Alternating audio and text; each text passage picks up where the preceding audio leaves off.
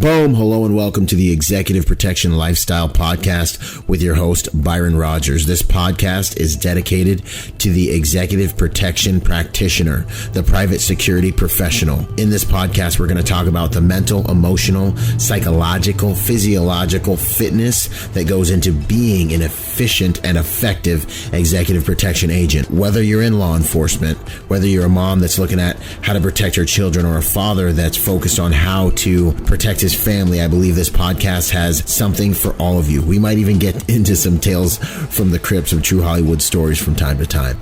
I'm doing this podcast because I feel the reality of this job is simple. If you really want to be good at executive protection, it's more than just a job. It really is a lifestyle. And those of you who've been in the game for any serious amount of time, you already know what I'm saying is true. So if that sounds interesting to you, enjoy the show. Out.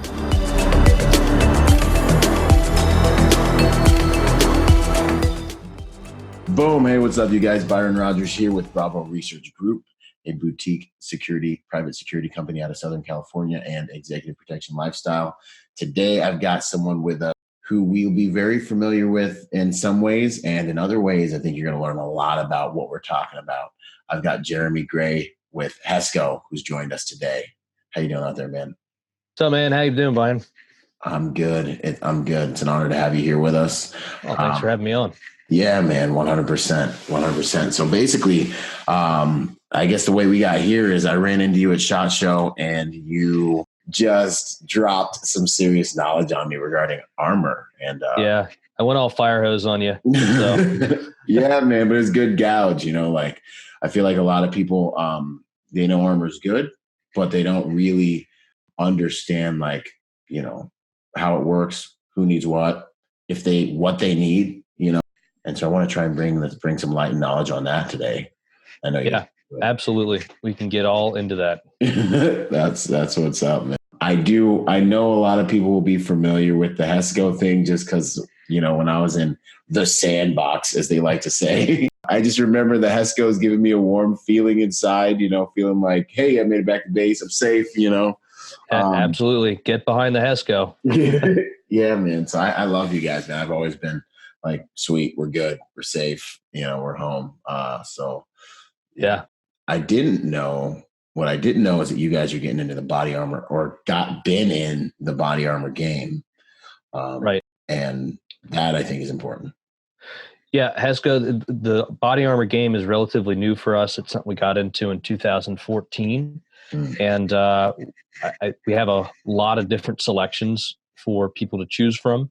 Mm-hmm. And I want to make sure that people understand how to select the correct body armor for them, depending upon what their job is and what they're doing and the threats that they face. Awesome. So you're starting in the beginning. What is your background? The infamous question, right? In the beginning. So straight out of high school, I joined the Navy. I was an electrician's mate on the USS John C. Stennis, CVN 74. I was actually part of the commissioning crew. So I built a lot of electro-hydraulic gear. So all the aircraft elevators, deck edge doors, anchor windlass, steering gear. Served on there for 4 years, basically took it from shipyard to full duty, sailed it around the world, and had an interesting experience. The Navy in the pre-com unit is a pretty rough duty. It's a lot of long hours. And when I got to San Diego, actually, I was tired. I was done. So I got out. For a couple years, that was okay, but I had missed the camaraderie of the military. So I got married, met a beautiful Finnish woman, and you know, we trying to figure out our lives at that point. We're both young, and I decided, you know what, I'll join the Army Reserves and I'll try to go to college. So I joined in May of 2001. So I got exactly one semester of college in before I discovered that 37 Fox, which is what my MOS was, 85% of them are reservists. And as part of the information operations, were necessary for any kind of combat deployment. So I got deployed very shortly after that, and I never returned to college. But I say a different education. I got a different education. I went to war college, but it was actually so got to participate in the invasion of Iraq back in 2003, which was an incredible experience. There were, I don't know, whatever it was, 175,000 of us that got to have that much fun. Interestingly enough, I was in a Army unit that was attached to the Marines. So I've got a special love for the Marine Corps. We're a Marine Corps combat patch, which not a lot of people understand, especially coming from the Army side of things. Heck yeah. So after that, I got into distribution, and I worked for a company for about 16 years, distributing everything from night vision and helmets to plate carriers and plates. And one of the companies that I got familiar with was Hesco at that point. And then 2018, they offered me a job, and I decided that I needed to, change things up a little bit. So I came to work directly for Hesco. Awesome. Yeah. Man, that's good to go. You got to get in there on the initial stuff in Iraq, the initial push and all that. Yep. Straight across the old berm there with the Marines. So it was quite the experience. We did a world tour of Iraq, Task Force Tarawa, and Task Force Tripoli. So, man, that's good to go, man. And I just remember when I was over there, PsyOps guys, we were like running around, and we were doing the initial invasion in Haditha. And, it was my first time ever in combat. And it's like nothing like it. And I remember I was sitting on top of a rooftop, and we had just literally sitting out there at 3 a.m. driving towards the city, and all of a sudden the power goes off, and you're staring at a city, and the whole entire city disappears into the desert. Yeah. And it's like that alone in your mind is like, what? This is about to get real. Like, wow. Yeah. It's like, oh my gosh. There's a whole lot of darkness out there. Yeah, like the whole city went dark, and we got like skeletons painted on our face. We're about to go on ahead in here and get some. You know what I mean? Like, happy 18th, 19th birthday, guys. So exactly. And we shoot these APOBs in, and for those of you who don't know, it's like a bunch of grenades on a string. It's like 100 grenades on a string, with a rocket attached to it, and it blows this big trench to move all the mines out of the way. And we go in, we do these behind tanks fly down, fly through that trench and kind of proof it for us. And then we all run into the city, screaming and doing all kinds of crazy trash. And they bust out with some, we got Green Smoke and Led Zeppelin and all kinds of hair bands going. This happened, man. This is how it was. Yeah, actually, one of the craziest, my most fond memories was actually going into to Crete, and we were with the, I guess it was Task Force Tripoli. We were with the 3rd LAR, the Wolf Pack at that point. Yeah, and we were going up into Tikrit, and the group of Marines that had us attached to them. We're in turtleback Humvees. We got zero armor on. We're with light armored vehicles, and they're like. Especially back then. Oh yeah. I mean, I didn't even have body armor. Yeah. Like I had no body armor on my vehicle or on me. I had like H suspenders and a whole bunch of magazines and a whole bunch of M203. That was it. That's horrible. Oh yeah. To think about even. I know now, right? Golly. But so anyway, we were going into the creek. And the Marine captain comes over the radio. He's like, "Hey man, you got any AC/DC?" And I'm like, "Of course we've got AC/DC." Yeah, so we start playing Hell's Bells on our loudspeaker system, and we're rolling up this main drag into Tikrit, and I mean just blasting this, AC/DC. Yeah. And Marines on the side of the road, I could see them all. They're all doing the wave. Well, I mean, that was cool in itself. And, we got through the whole invasion thing, and I brought all my guys back home, which I'm proud of. Right. And awesome. Let me see. It was in 2017. I was down at the Alabama Tactical Officers Association, and I was doing it was a class for high risk warrant stuff. Okay. And I'm helping out the instructors, and I'm just there to, offer technical assistance on night vision stuff and some pointers on, selection of gear and things like that. Yeah. And they introduced me, and I told them what I did. And one of the guys came up. He's like, "Hey man, I was in the invasion, and I remember you PSYOP guys." He's like, I remember being outside at Tikrit, and this Humvee came rolling along. Heck yeah. And it was playing AC/DC, and we were all jazzed up. And I'm like, holy shit, are you serious? I'm like, that was my team. That was my Humvee. We were doing that. So it was kind of a neat connection. It's always neat to meet people that you've actually served with, but you never knew. Because, I mean, there weren't a whole lot of us. I mean, it was a big invasion, but there weren't a whole lot of people, especially on the Marines. On the Marine side. So, man, that's a cool story. Yeah, man. And then I remember once we got in there, the mosque kicked on. It was like, they're doing their usual, like, Allah Akbar, getting down, running. And then everything switched and it went to creepy. And then we started hearing like the mosque is playing. And then you guys are playing like all the, dogs barking, women screaming, baby crying, snipers and tanks. All these like piano. Rabbits getting murdered. Yes, rabbits getting murdered. And I'm just sitting on this rooftop. I'm like this just like new little boot. And I'm sitting here and I'm in the green world looking through my night vision. And oh my God. Yeah. Corporal, one of my guys, Praxidus, comes up and he's like, hey bro, you doing all right, Rodgers? And I'm like, I'm good. And he's like, straight Twilight Zone out here, isn't it? And that's exactly how it was, dude. You guys are doing your job. And yeah, man, those folks were shook. They were like, these guys are Satan's children. That was one of the many, many jobs that PSYOP performed. Yeah. But it was also probably one of the more fun jobs. So we got to mess around. We got to get away from the flagpole a bit. And, we operate as small teams, so we're used to interfacing with larger elements and being independent. So that was one of our strengths. So yeah, that's real cool. Sorry, that's all right. I know that was sort of a rabbit hole that we went down, but yeah. No, we're on this podcast, man. I'm all about rabbit holes, man. Like, we appreciate that trash. There's Marines out there that be like, hey, I might have met that guy. Yeah, right. And there's gonna be like civilians out there that'll appreciate hearing what it's like, I think. Yeah. So then now, I guess, what are you doing for Hesco? So I am the business development manager for Hesco Armor and for the training range and basically shoot house side of the barriers.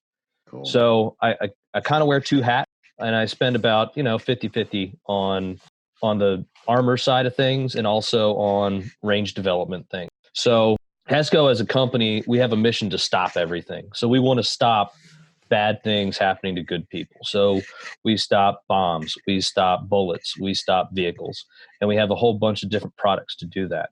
So like I said, the body armor side of it, we got into the game in about 2014. And, I think we make some of the best body armor that's out there. And I wouldn't have chosen to come to Hesco if I didn't actually truly believe that in my heart. So awesome. Yeah, that's good to go. Hesco stops things, stops bad things. Stop everything. Heck yeah. No, that's awesome, man. That makes perfect sense. So I guess we'll start off with like structural stuff, just because I know, like for me, some of my sites are churches and schools and things like that we're securing. Right. With regards to structural protection, are there like some principles or some ways that you could maybe talk about that people can understand to help protect, right, a facility? Well, you really need to look at the way that people flow into your facility, whether it's foot traffic, vehicle traffic, what are your avenues of approach, that type of thing. And particularly, so Hesco solutions are mostly surface mounted. Okay. And that makes it a little bit easier from a construction standpoint. It also makes it easier from a permitting standpoint, because a lot of times if you're adding permanent things to a facility, you have to go to the city and get permits and permission. And, then you have, people who get all antsy about why are you trying to harden your facility? Well, because we don't want people to get murdered. So you have to look at the exact facility and be able to figure out which way that the traffic flows. And when I say traffic, I mean people and vehicles. So one of the products that we have is called TerraBlock, And TerraBlock offers you a lot of different options when it comes to moving people in a certain direction and also stopping vehicles. TerraBlock, some of the different configurations are actually rated up to 50 miles an hour for a 7-ton truck. So, sweet. 50 miles an hour for 7 it's a pretty serious barrier. And you can get up to 4 meters in height, which, that's a pretty tall fence. So It's about 15 feet, a little bit more than that. So, okay. So beyond that, so the TerraBlock product actually does not look like Hesco barriers. It's a little bit more refined.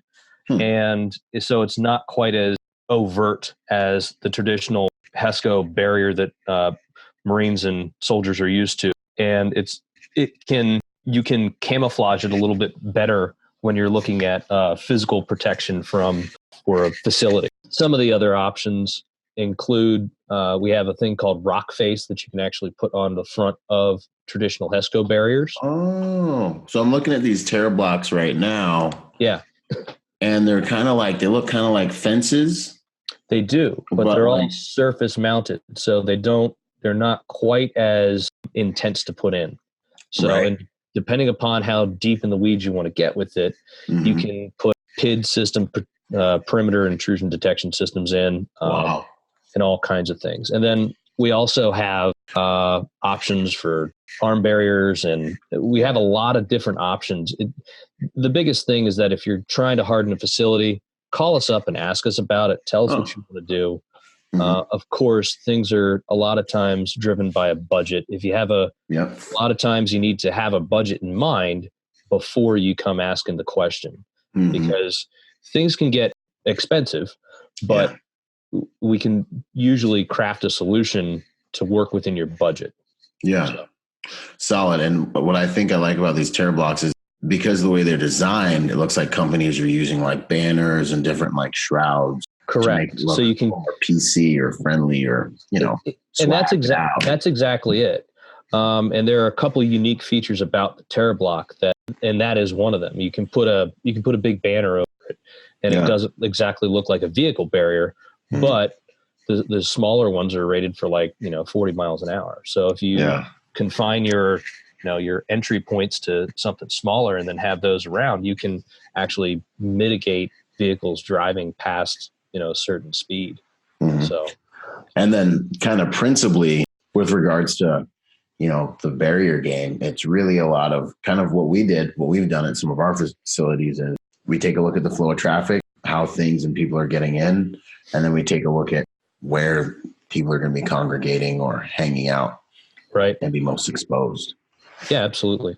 I mean, you have to kind of take that devil's advocate point of view and say, all right, if I was going to be an evil person and try to murder everybody in here, what is the best way to do that? And what approach can I take to do that? So you kind of have to step into a different mindset when you're looking at facilities from a whole.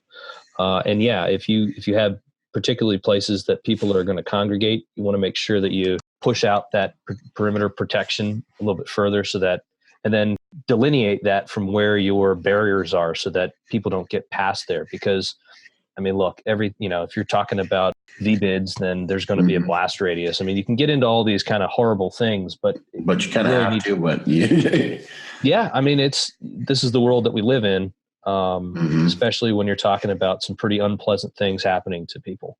So, yeah. And now that, threats are transforming, it's not just a shooter necessarily. We got knife attacks, we got vehicle attacks, we got firebomb attacks where they just find some fire in the facility somewhere and blow up a propane tank. Right. Yeah. I mean, there's a lot of horrible ways that people can hurt other people, and it's not necessarily just a shooting attack. So, I mean, vehicles are a very effective way of injuring people because they're big, they're very common, but we have some solutions that will absolutely stop vehicles from getting into your facility where you don't want them. Right. So. Is there anything else that's kind of civilian friendly that you guys have? Like a Hesco barrier is like overt, not PC. Yeah. Do you guys have any other kind of civilian friendly looking things? So, I mean, we can do full perimeter solutions. And we have a lot of different options for that. Again, communication is the key here. We can get into access control and all kinds of stuff like that. So we have a lot of different options that we can bring to the table. But the biggest thing is we got to sit down and talk about it. It's not a standard, hey, send me a price list type of thing. Yeah. Okay. And so you guys would do like a consultation essentially? Yep. Our sister company is a company called Guardier, and they do the high security perimeter solutions. Wow. And Guardier has a lot of different representatives throughout the country and actually throughout the world as well. So awesome. That's when we bring in, cameras, radars, surveillance, a lot of different technological solutions, including access control and stuff like that. So we have a lot of things that we can, or a lot of options that we can bring to the table for a customer.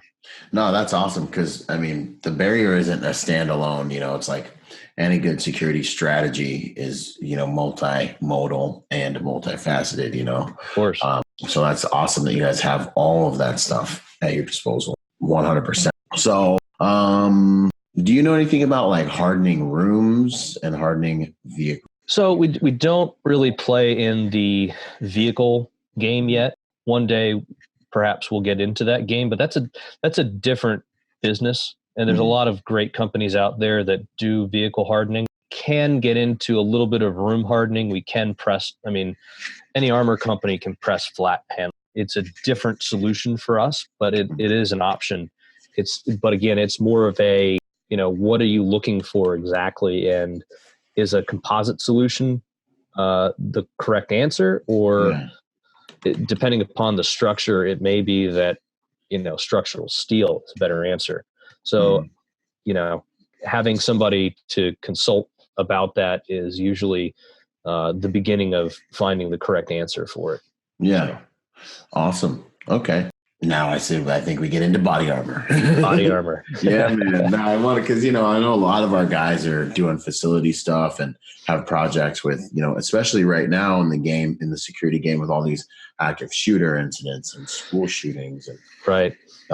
Learning how to harden and secure any place where there's going to be a body of humans is like really, really becoming more and more of a discipline that we have to master. So, I think this might be an area where, the Marines and like guys that were overseas might have a slight edge because we've been doing it for years, or we did it for a little bit, over there. And I've seen like, this is how we make this place really hard to get into if we don't want you to get into it. Yeah. I think a lot of it, especially with like school shootings and stuff like that, you have to sometimes you have to take a look at it. All right, how do we limit access? And how do we make sure that a bad person isn't going to get into?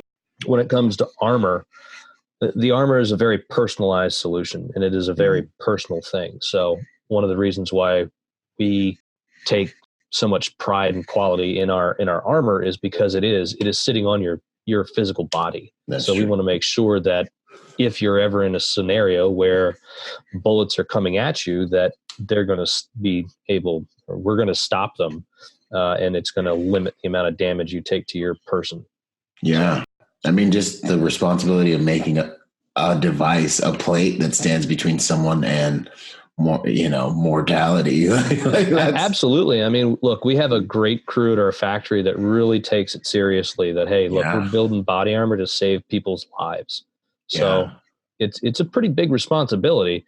And there are a number of companies that are pushing what I seem to think is inferior products. And all of our products are made in the US, and all of our raw materials are sourced from respectable companies. We don't use any kind of foreign polyethylenes. They're all built in the US. And our ceramics are from some of the top ceramic manufacturers in the world. So the quality control is like there. It is a very important part of our strategy, the quality. That's awesome, because it ain't like, we're buying bologna sandwiches here.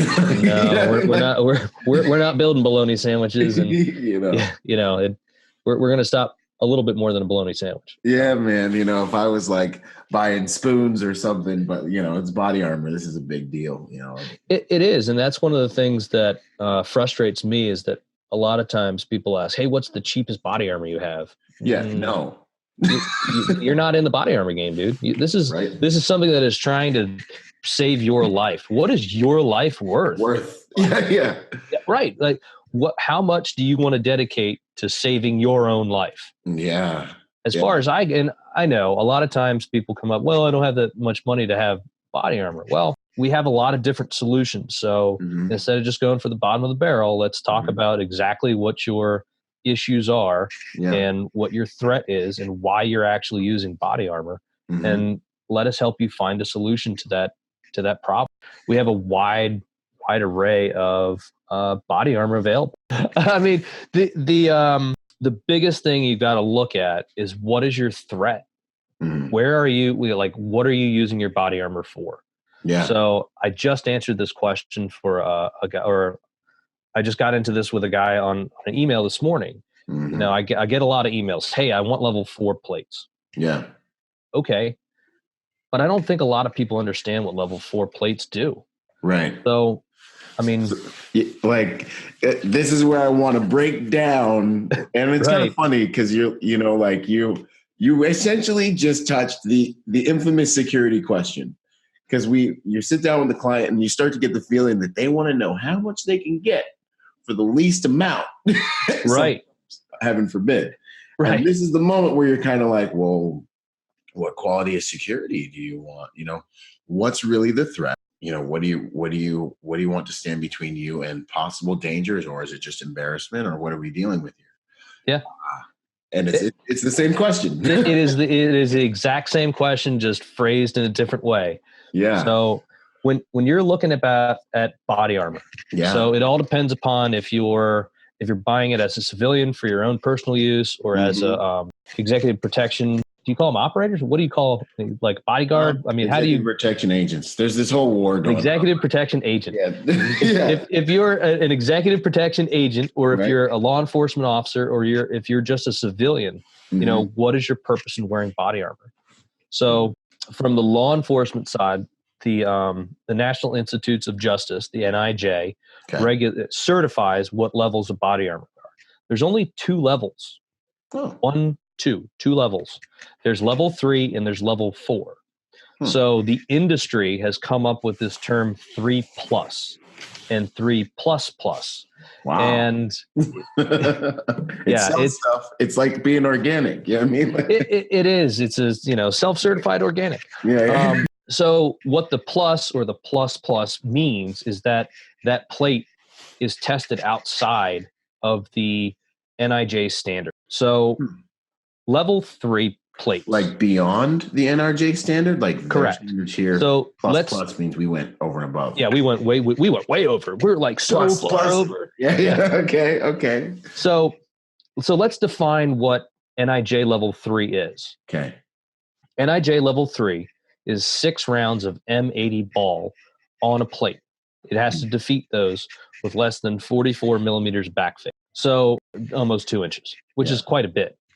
NIJ cares about backface. If you talk to other federal agencies, they don't care about backface. But that's what the standard is. So M80 ball is 7.62 by 51. It's a steel jacketed, copper plated lead core round going 2,800 feet per second, which is actually a fairly difficult round to stop. All right. And you will find it, but it's not as common as one might think. You'll find M80 as, surplus ammo. Okay. A lot of your 308 Winchester is not the same as 7.62 by 51 just because of the way that rounds are designed. 7.62 by 51 is a military cartridge, whereas 308 is a hunting cartridge that, a lot of departments use for their snipers or counter snipers, whichever politically correct term you want to use. And you got to remember that the NIJ's standard for defeating rounds is they're all military rounds. Military rounds are designed to penetrate. So you've got M80, M855, M190. There's a lot of different military designations that that are truly military rounds that are just designed to penetrate.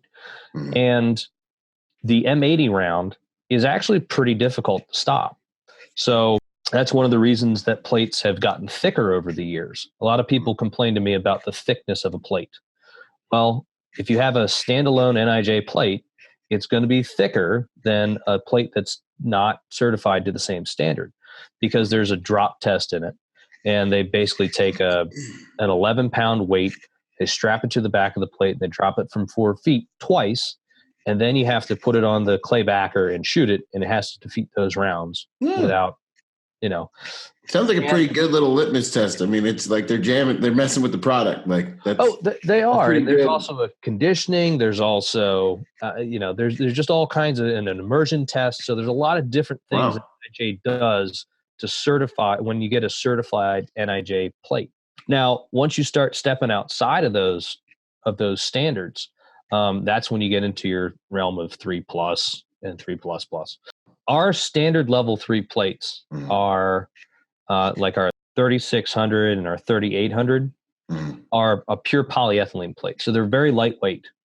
And a lot of times people attach weight to effect, but we test our plates all of our plates outside of the NIJ standard, and we test them to more than what the NIJ requires. Okay. So our 3600, 3800, we test them to M193 and 762 by 39 mild steel core and to 30-06 jacketed soft point, which is a pretty good surrogate for a lot of hunting rounds.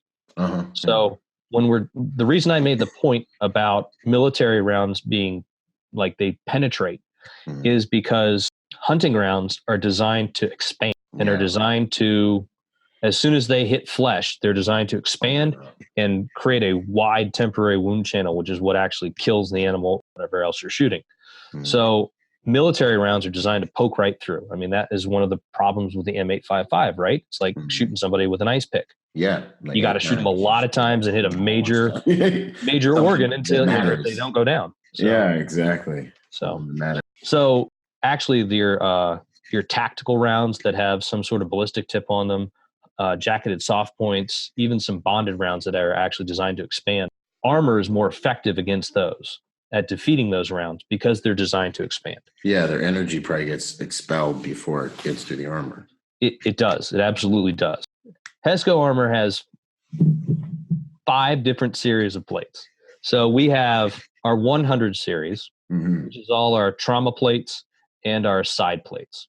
Okay. We have our 200 series, which is our special threat plates. So those are the 200 series are plates that are specifically designed to defeat specific rounds.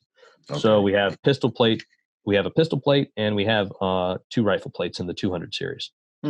Our 400 series. Are those ones the really thin, small ones? Because I've seen these like dinner plate, small plates running around, and I'm like, I don't know. They're really, really thin. Yeah, and guys are like, I got my plates in. I'm like, dude, this doesn't count. You're like, you run around. It looks cool on Instagram. Really cool. Right. Yeah. Great for milsim, but not so good. Well, actually, our P210 is a very, very thin, light plate that is designed to stop pistol rounds. So if it's pistol threat, if that's the game you're playing, probably it absolutely is. I think the other thing that people need to remember is that we can get into sizing properly, but plates are designed to stop threats to your vital spaces in your body, not to surround you by protection. Right. It's not the end all be all. But NIJ doesn't actually have a certification for hard pistol plates. So all the 3A is for soft armor. So there's a different certification for that. So, but our P210 is a hard plate designed to stop pistol rounds, and it'll stop up to 44 Magnum, including the 5.7. So a lot of people ask about 5.7, and it stops the hollow point version of the 5.7. Moving along in our series, we have the 400 series. The 400 series is a more economical set of plates. And if you break down the part number or the model number, so for example, we have the 3, 4, 3401, the 3401. So that's the level 3. So the first number is what level the plate is. Okay. The second number is the series. And then the last 2 numbers designate if it's the plus series or if it's and then what revision it is. So the 3401 is a straight level 3 from our 400 series. Because it has a 0 there, it's just our level 3, and the 1 designates that it's the second revision, if that makes sense. No. So, and then our 30 exactly like everything about the plate and the number. Pretty much. So then our 3410, same way. It would be level 3. It's our 400 series. Because it has a 1 next, it's our plus, and then the 0 means it's our first revision of that. So the 3410 is our 400 series level 3 plus. Okay. And it goes the same way for like 3600, 3610, 3800, 3810, that type of thing. So okay, awesome. Yep. Our 600 series are all NIJ certified. That's where we combine technology with a price point that is achievable for most departments. Okay. And then you have our 800 series, which is our elite series, which is made with the latest technology in both ceramics and polyethylenes. Mm-hmm. And they're a little bit more expensive, but we're revamping our pricing structure so they're going to be a little bit more approachable for more people. Awesome. So, yeah. And then, I mean, I feel like there's been all these different like discussions about like what stops what, like 3A, 3 this, like, oh, it's a 4 that plate. Like, right. What are the actual, I guess, levels relative to what they stop? Right. Okay. So we went over the level 3, which is 6 rounds of M80 ball. Right. So 3 plus is not recognized by NIJ. There's they don't care about it. The only thing they want it to stop is M80.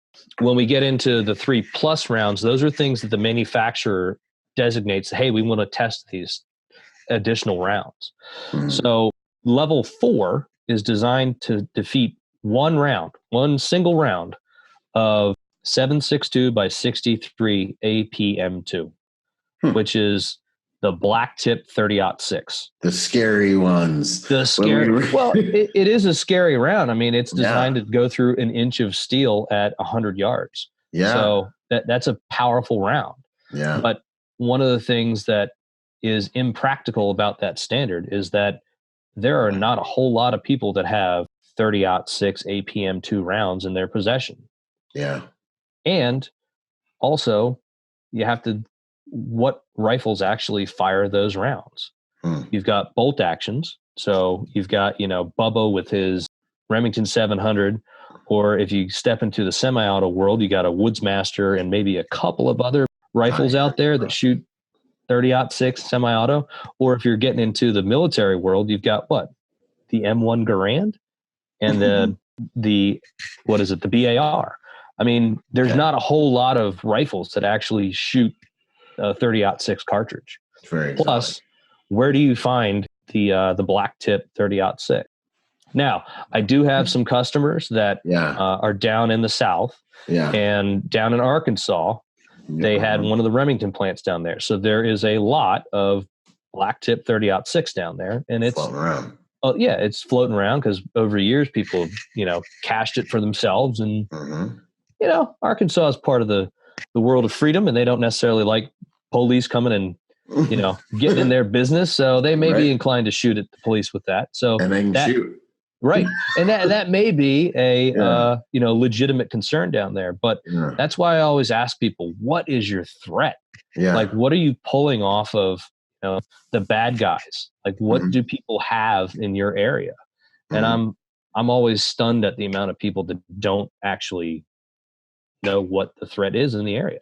So you have to know your environment that you're operating in. So I think from the police perspective or the LE perspective, probably 5.56 and 7.62 by 39 are your most common rounds these days. And whether it's SKS or AK-47 or the terrifying black rifle, the AR-15. Dun dun dun. Dun dun dun. Those are probably your most common threats to law enforcement. So then you got to ask yourself, okay, well, how do I stop those? Right. Well, what is your, are you worried about green tip? Because green tip is the M855, 5.56 by 45 with the SS109 penetrator.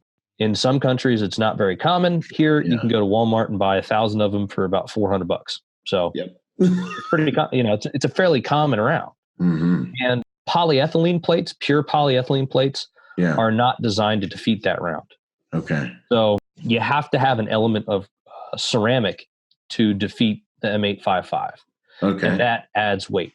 So our 3600 or 3600 plate is about 2.5 pounds, but our 3610 is about 4.5 pounds. And that extra 2 pounds comes from the ceramic that we have to add to that to stop that M855. So does the plate have a ceramic and a steel core, or is it either? No. So we don't use steel in any of our plates. Our basic construction is either, when I say polyethylene, I'm talking about ultra high molecular weight polyethylene. So it's essentially it's long chains of C's and H's. If you go back to your chemistry class, that they basically stretch out, and then they weave them together into these sheets, and then you consolidate those sheets, and it stops bullets. So there's a number of different companies that put those things together, or a number of the raw materials together, and we have our own special formula.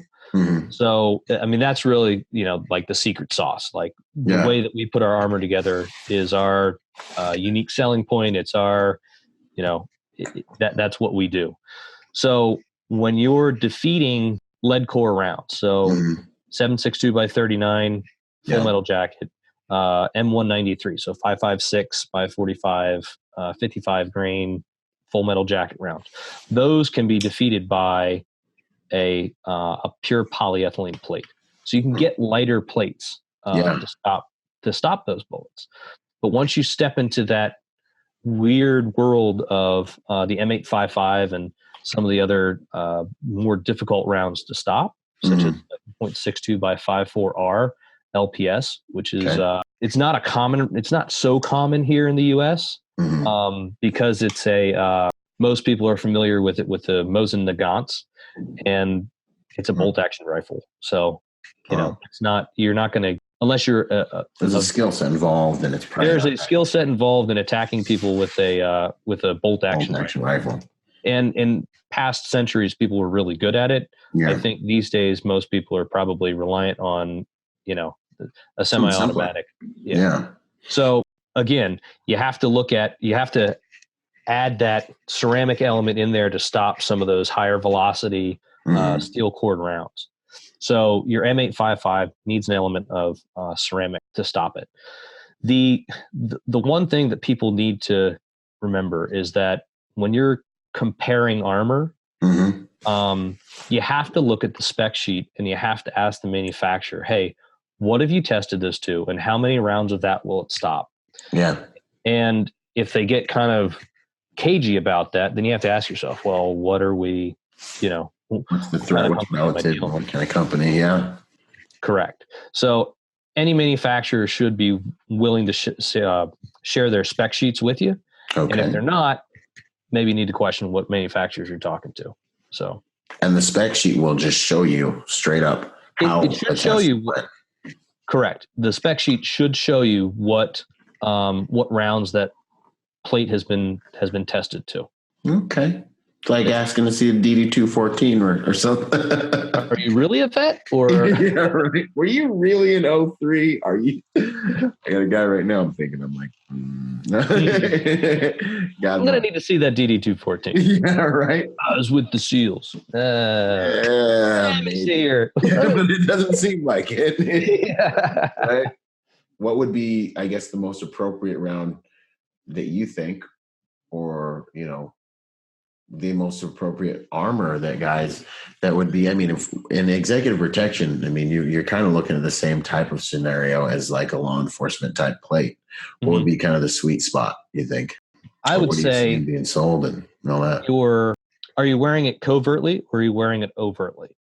So we have in our 200 series, We have two different plates, which are a little bit more covert. We have our L210 and our U210 plates. So those are both very thin, and they're designed to defeat either the 7.62 by 39 or the 5.56 family of rounds. When I say family of rounds, I mean all the variations. Yeah. So our U210 will stop M193, M855, and which is not very common yet, and I only say yet because we haven't ordered a trillion rounds, is the M855A1. Okay. So that's the new enhanced performance round that the Army is beginning to issue. And it also defeats the whole family of 7.62 by 39. So you have the M43, which is the original round, which is a mild steel core version. You have the M67, which is a full metal jacket version of it. You have the BZ round, which is the armor-piercing incendiary version of the 7.62 by 39. Okay. And those plates are very thin, so if you're wearing them in some sort of concealable carrier like the Spiritus LV-119 or NV-119, you can wear it under a suit and not be quite as obvious that you're wearing plates because they are really, really thin. So So this is where you kind of get into, okay, how much is my life worth type stuff, and how much do I want to dedicate to protecting myself. On protecting myself. On protection. Correct. So the L210 is it's a single curve plate, and it's a little bit heavier, and it's at a price point that most people can afford. You're going to pay anywhere from $175 to $200 per plate for it. The U210 is made with a carbide ceramic. So carbide ceramics change the price drastically. And that you're going to pay somewhere between, depending upon where you purchase it, anywhere from about $660 to about $750 per plate. It also depends on size. And those are the covert ones that are kind of more low pro. They are very low pro. Like the U210 is I think it's 0.56 inches thick. So it's really, really thin. Wow. Is this what Luke has? Correct. This is what Luke has. He has the U210s. They are about 4 pounds for the medium sappy, which is 9.5 by 12.5. Yeah. So, before he introduced us, like the other way I heard about you was, I saw these plates and I was like, what do you got there, man? And they were just, they're small, they're light, and he's rocking them underneath his suit, rocking them underneath his shirt. And for the executive protection world, very often we're in civilian clothes or in suits. And so we're trying to be kind of more covert side of the house. Yep. I do work some details where I actually work exposed. So I get to go over with a lot of my trash too. But, that's more site security and things like that. But man, I was really impressed with how small and light those things were. He looked like he gained a couple of pounds. That's about it though. Like I was kind of like, what? Well, you got plates on? It's going to make you. And multiple people did that throughout the day. They're like, wait, you got plates on? He's like, yep. And they're like, no, you don't. He's like, yes, I do. And then they were like, ding, ding, ding. And he's like, Luke is. Yeah. Gotcha. And that is what they were designed for. They came out of the ultra low visibility program. So, those are great plates for that. And you got to pair it with the correct plate carrier. And actually the carrier that Luke was wearing was the Spiritus Systems NV-119. Okay. It's one that they have yet to come out with on a public stage yet, but I'm pushing them to bring it out. They currently have one called the LV-119 out, but for the executive protection side of things, you want something that is not quite as overt, and you can wear it under a suit, and that's what he was wearing that day. So he'd be wearing it under button downs and stuff sometimes too, man. Yeah, absolutely. I'm just wearing flannel shirt, and you can wear it under this, and nobody would really know that you're having it, that you have it on. So absolutely, no, 100%. It's concealed, completely concealed. So that was pretty sexy, man. That was pretty sweet.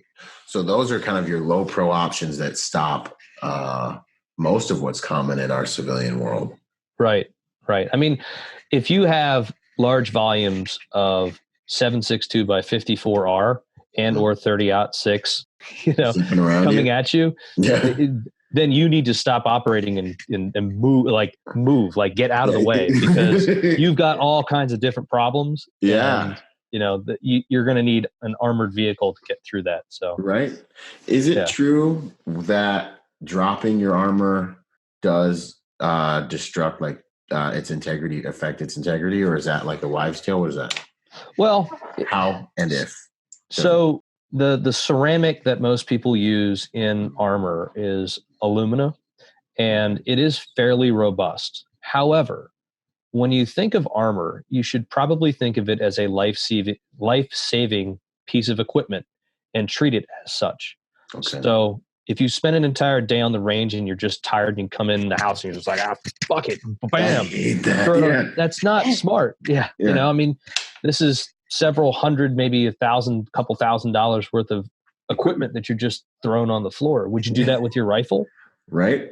You're probably not going to just come in and throw your rifle on the floor and be like, I'm tired of this. So it's so true.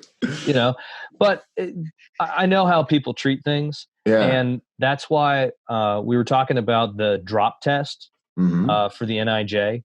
Yeah. So if you have an NIJ certified plate, it goes through a drop test. Mm-hmm. And that drop test does consist of it falling on its face. We also put edge foam around to protect it a little bit from hitting on its edge. Okay.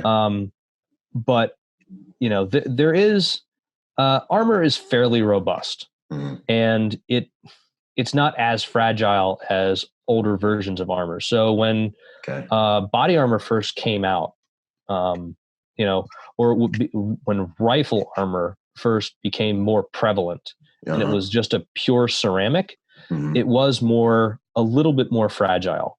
But with a polyethylene backer on it, with the foams that are used to negate that the trauma and the drop test for NIJ, it makes it more robust. So you have to work pretty hard to actually fracture a plate. Some guy was telling me that he took like a sledgehammer to a plate, was beating on it, and it wouldn't break. Well, you got to figure a sledgehammer has a pretty wide surface area, and you're putting that force on a larger area, and it's plates are pretty durable. So he said he beat on it for a while, and then he shot it and it stopped everything. Which, okay, that's an interesting test. It's not very scientific. And if somebody's if somebody's going to come at you with a sledgehammer, maybe you need to shoot them before they get that close. Yeah. Maybe you need to put a little man behind the sledgehammer. Milk Jim MAN. So let's, and that actually brings up a pretty good point too, is field testing armor. Like I see a lot of interesting videos on the internet where they basically just set a plate up in a field and shoot it without any kind of backer on it. Well, you got to understand that body armor is designed to work as a system with your body. I mean, your body is a thing. Like your rib cage is your natural body armor, right? Yeah. And the plate that you put on the front of that enhances your natural body armor. Yeah. Correct. And when you get shot, your body absorbs some of that energy. So you can't just shoot body armor in a void. So it's designed to, and if you get into all the physics behind like what actually happens to ceramics when bullets hit them, there's actually like waves and there's radial things that happen, and you can get really deep into like the math and the science behind it. Right. But the long and short of it is that you have to understand that it's designed to work in conjunction with your body. Yeah. So even though it's a standalone plate, armor, you shouldn't shoot it standalone because it's not actually moving into anything. You need to have some kind of a backer on it.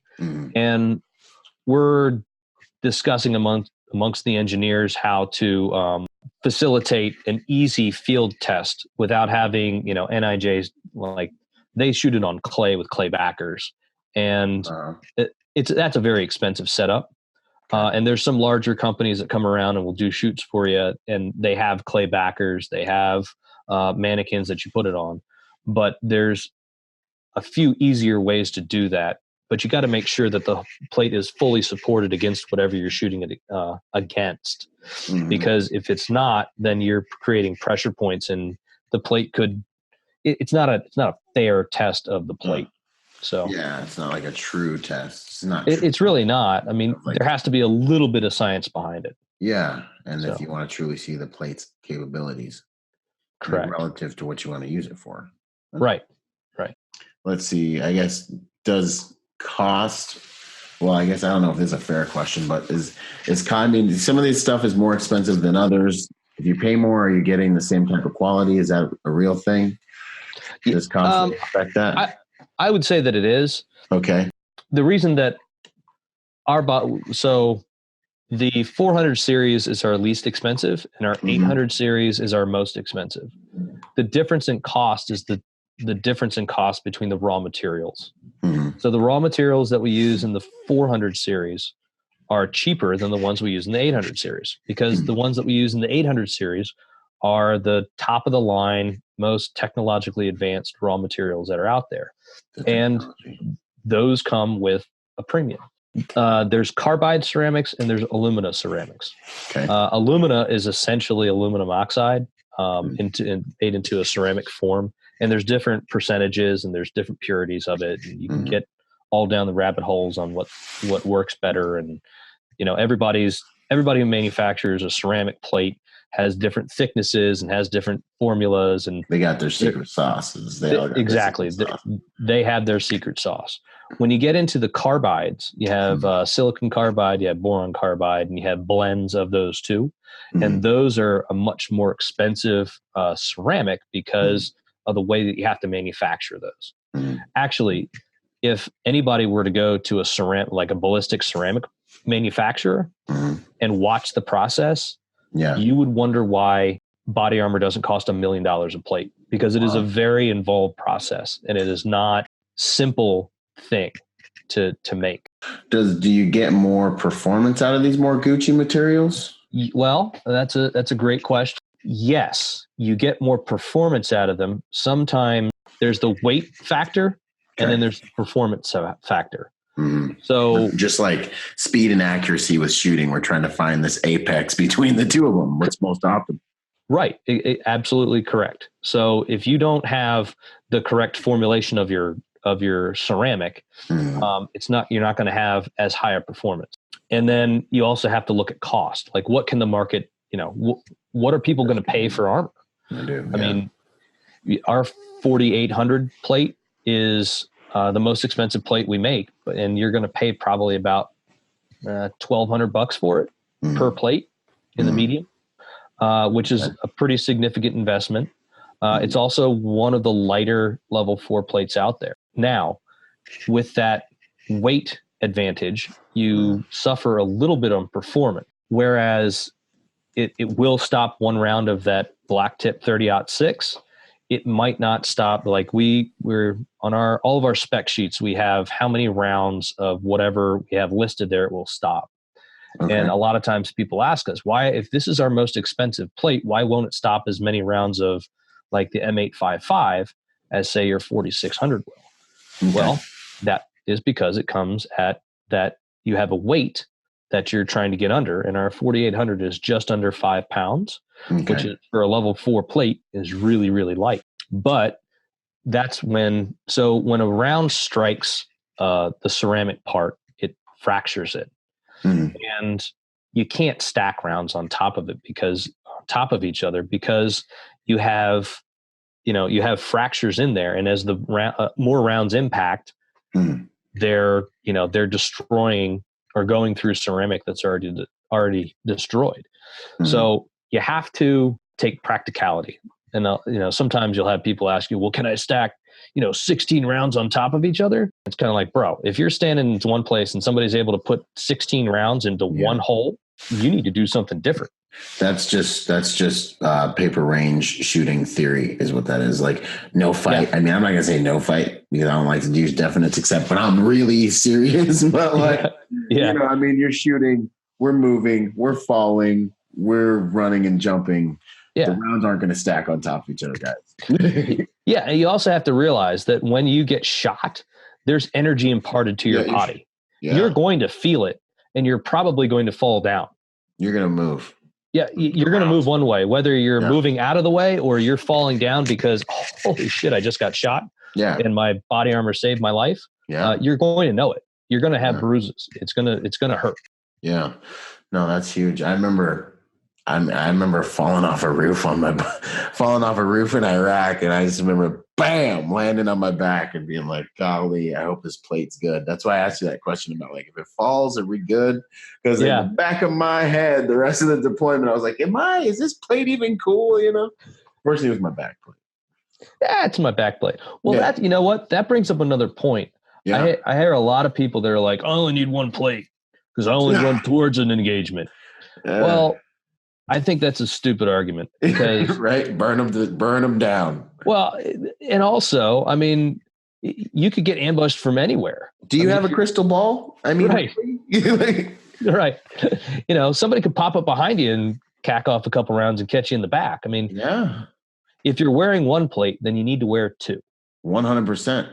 I mean, you can debate all day long about side plates.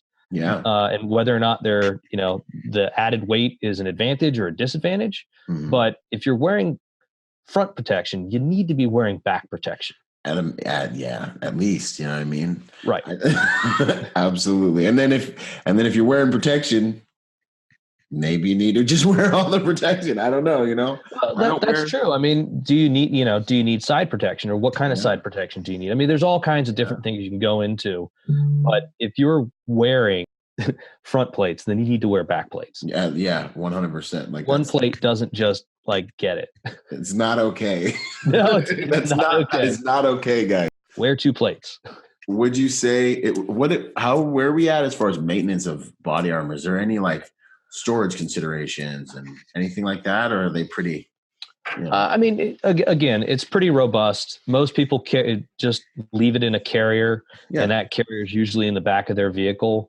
Part of the conditioning test that we do to all of our body armor, whether it's NIJ certified or not, is basically an environmental test where we heat it up to a certain temperature.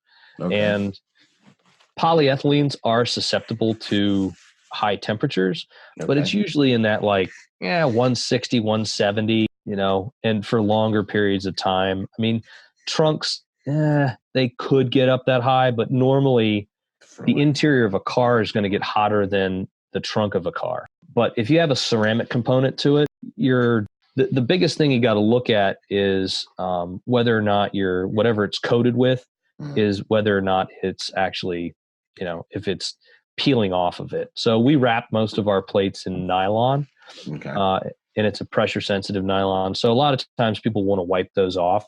We have a care and use guide that I'm happy to send to anyone who asks me for it. That goes over the basics of caring for your armor. If you've been sweating on the range all day long, it might be a good idea to, you know, take it out, wash off your carrier, wash off your plates. You don't need to put them in the dishwasher. You don't need to put your plates in the dishwasher. People really do that? That's a thing? No, don't do that. Okay, cool. Some people don't want, you know, that stench of the sweat, your body odor, you know, to get into it.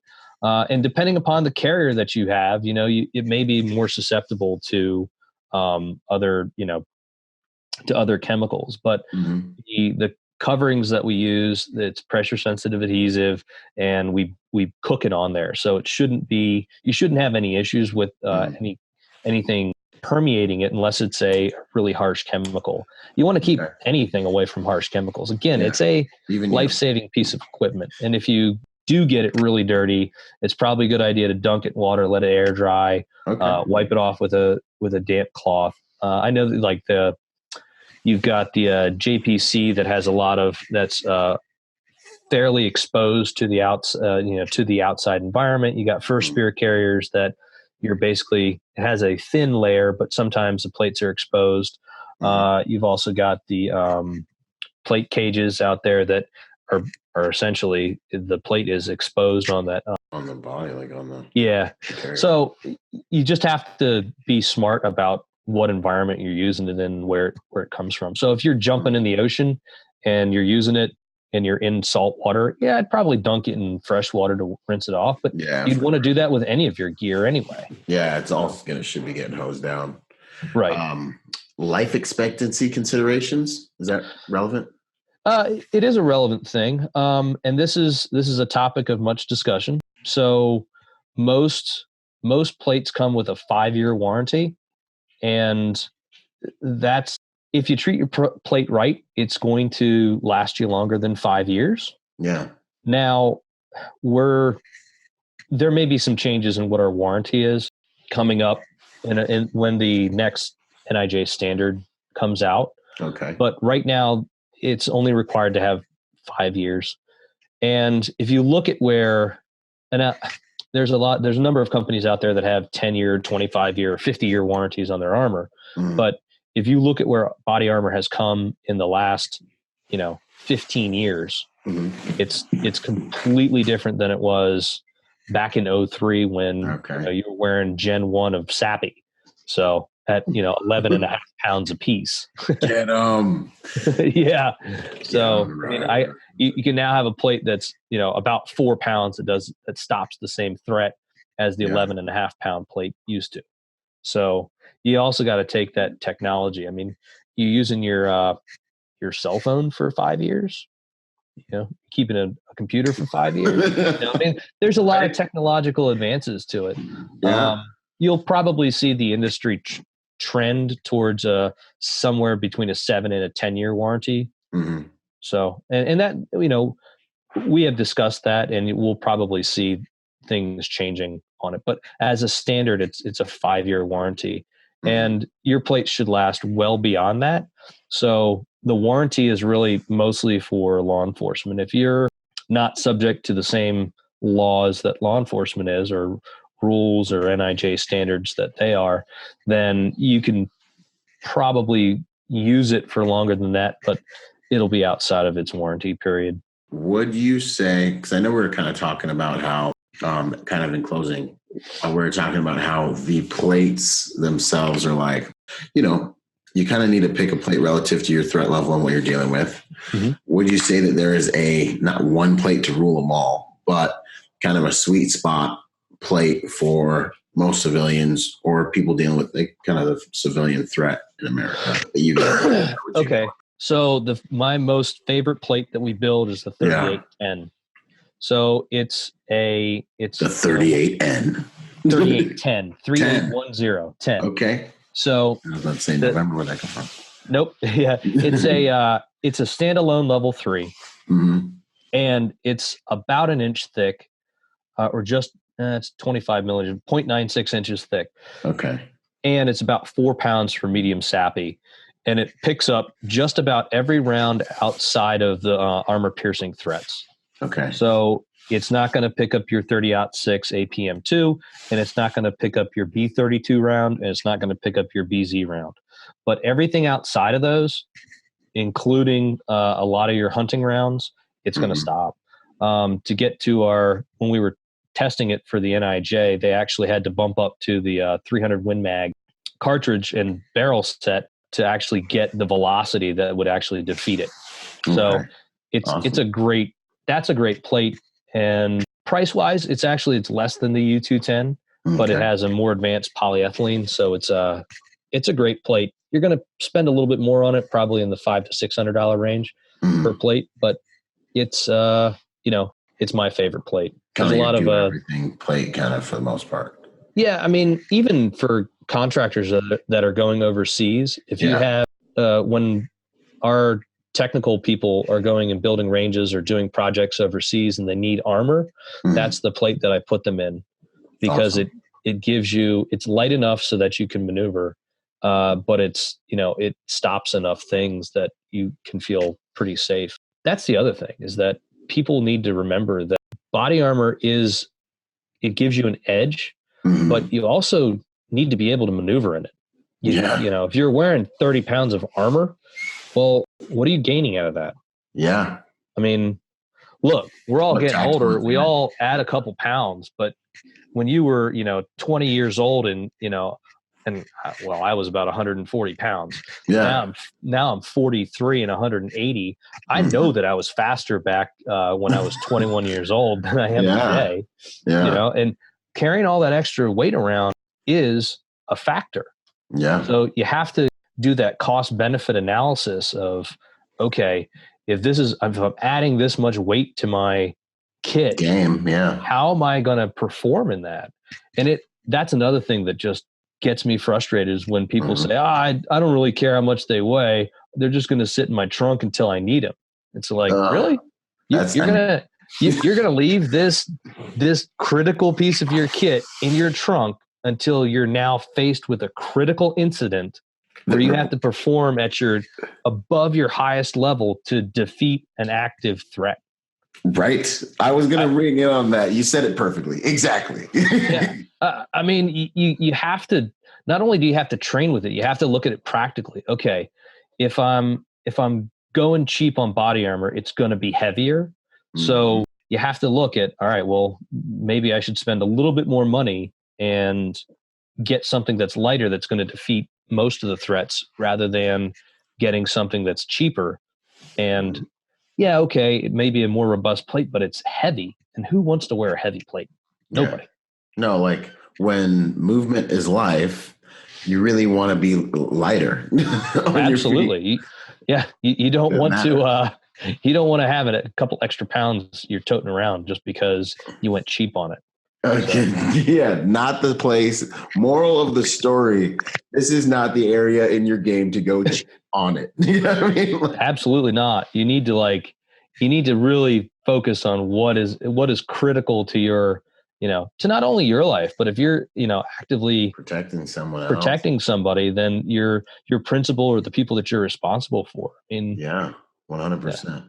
I guess it's like a gun, like if you need it, only this tool will work to solve the problem, and you need to not have gone cheap on it. You hope you don't need it, but if you need it. I don't think you're carrying a high power on your, or what is it? What is that cheap block? High point. High point. You're not carrying a high point on an executive protection detail, are you? No high point. You whip that thing out, people are going to be like, no more. No, you're done. Go home. Go home. Yeah. Yeah, no, God bless them. No, not doing it. Yeah. Good to go, man. Well, is there anything else you think you want to get out in the game about armor? If anybody has any questions, you can always email me. It's jeremy.gray@hesco.com. I'm always answering questions for people. I'm usually pretty responsive. So send me questions and I'm happy to answer them. Awesome. Yeah. Wealth of knowledge, man. I think, this episode's given a lot, and I'm glad it's, it's recorded so you can go back and listen to it. I'm, get my game right too. That's awesome. Now, one of my favorite questions, do you have any daily rituals you do that you believe make you better at what you do? Better human. This is about lifestyle. I get up at about 4:30 every morning and I go CrossFit. I have an hour I take an hour a day, dedicate it to myself, get that blood flowing to the brain. Yeah. And I honestly, if I don't go and work out, I'm suffering through the day. Yeah. I am totally off balance. So I try to make sure that regardless of what other crazy shit's happening to me, that I take that hour or so to get that workout in and get the blood flowing to the brain and get things moving. Because look, life can be so unpredictable. You can move in so many different directions that if you don't take at least an hour a day to yourself, you lose it. You got to get that iron therapy. You got to get that therapy in. That's right. Grounded, man. I'm with you. Release those positive endorphins. That's right. Put yourself into some stress so that when life starts throwing trash at you for the next 20 hours, you're not like, oh no, this is the first time I felt stressed today. It's like, nah, I'm up with you, man. I get up at 4 a.m. Like you hit me up this morning. We're both getting done with our workouts. So that's good stuff, man. Yeah, man. Stay on that warpath. Well, thanks so much for being with us, man. It's been an honor. Well, thanks a lot for having me on. I really appreciate it, and I hope that your audience has gotten something out of it. Heck yeah. I know they have. I have for sure. All right, brother. We'll talk soon. Jeremy, thanks once again for coming on, and I'll see you around. Now, man. See you later. All right, later.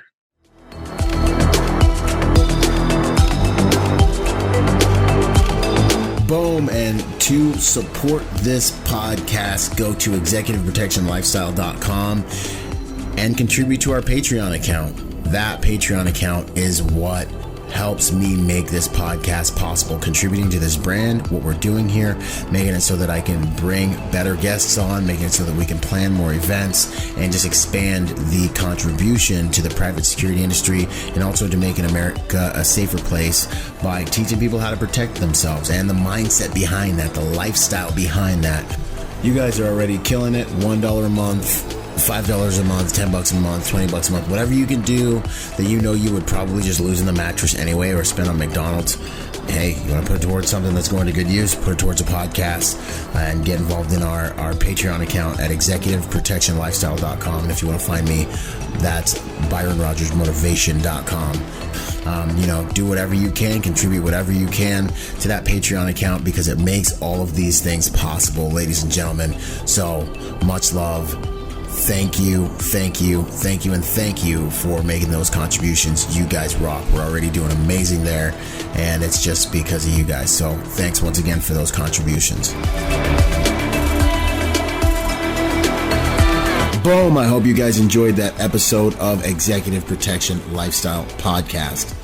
This whole entire thing actually just started off as a Facebook group that blew up and is one of the fastest growing, if not the fastest growing, executive protection Facebook group online. So if you haven't joined the Facebook group, join the Facebook group.